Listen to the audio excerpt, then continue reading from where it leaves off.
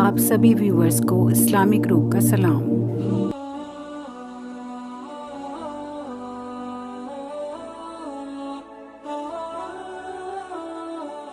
ان سوالات کے جوابات سننے کے بعد شہنشاہ روم نے جو رائے قائم کی اور جو تبصرہ کیا وہ یہ ہے۔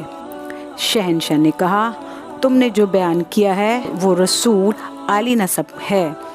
وہ رسولوں کا یہی حال ہوتا ہے کہ وہ عالی نسب ہوتے ہیں۔ تم نے کہا کہ ان کے باپ دادا میں سے کبھی کوئی بادشاہ نہیں ہوا، نہ ان سے پہلے کسی نے نبوت کا دعویٰ کیا۔ اس لیے میں نے یہ فیصلہ کیا ہے کہ اگر ایسا ہوتا تو ممکن تھا کہ باپ دادا کا ملک وہ حکومت حاصل کرنے یا نبوت کا دعویٰ کرنے والے کی نقل و پیروی کرنے کے لیے ان نبی نے نبوت کا دعویٰ کر دیا ہو، لیکن یہ بات نہیں ہے۔ تم نے کہا کہ جنگ میں کبھی وہ کامیاب ہوئے، کبھی تم کامیاب ہوئے۔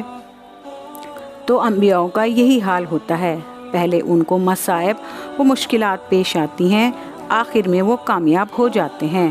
تم نے بتایا کہ ان کے پیر ماننے والے ضعیف و غریب لوگ زیادہ ہیں، تو انبیاء پر ایمان لانے والے ابتدا میں ضعیف لوگ ہی زیادہ ہوتے ہیں۔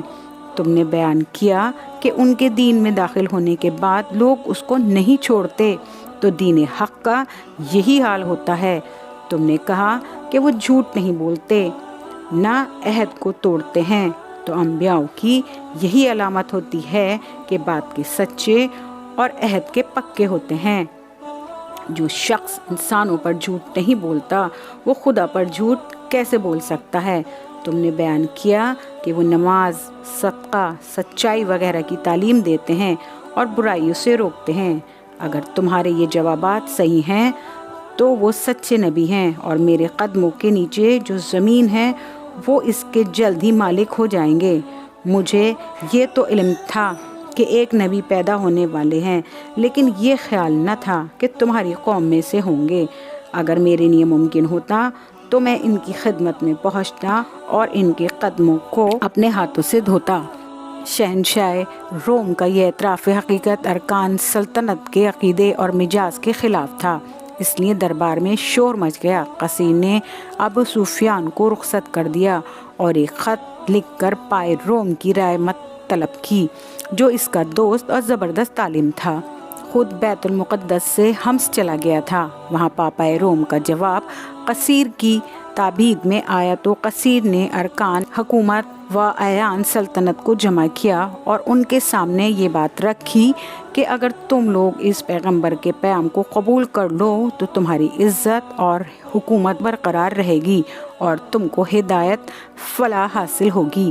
ارکان سلطنت یہ سن کر نہایت بھرم ہوئے، جس کی وجہ سے اندیشہ ہوا وہ قصیر کو کوئی نقصان نہ پہنچا دیں۔ تب قصیر نے ان کو دوبارہ جمع کیا اور کہا، میں نے جو کچھ کہا تھا اس کا مقصد تمہاری غیرت و حکمت کا امتحان تھا، اور تمہارا عزم دیکھنا تھا کہ اگر مشکلات پیش آئیں تو تم ثابت قدم اور اپنے دین کی حمایت میں سرگرم ہوگے یا نہیں۔ اب تمہاری روشن دیکھ کر میں مطمئن ہوں۔ یہ بات سن کر اہل دربار مطمئن ہو گئے اور خوش ہو کر قصیر کے لیے سجدے میں گر گئے۔ اس کے بعد دربار ختم ہو گیا اور قصیر نے پیغمبر اسلام کے صادق حضرت حیہ کلبی رضی اللہ عنہ کو تنہائی میں بلایا اور ان سے بات چیت کے دوران کہا، تم نے دیکھ لیا کہ میری قوم میری بات ماننے کو تیار نہیں، اس لیے میں مجبور ہوں۔ اس کے بعد قصیر حضرت حیہ رضی اللہ عنہ کو ایک مخصوص مکان میں لے گیا جہاں بہت سی مورتیاں رکھی تھیں، اور ان سے کہا کہ تم ان مورتیوں میں سے کسی کو پہچانتے ہو؟ انہوں نے غور سے دیکھا۔ دیکھنے کے بعد ایک مورت کو دیکھ کر کہا، یہ ہمارے پیغمبر کی صورت ہے، اور اس کے دائیں جانب ان کے دوست ابو بکر صدیق رضی اللہ عنہ اور بائیں جانب عمر رضی اللہ عنہ کی صورت ہے۔ قصیر نے کہا کہ ہماری کتابوں میں لکھا ہے کہ یہ دونوں ساتھی تمہارے پیغمبر کے دین کو زمین میں مستحکم کریں گے۔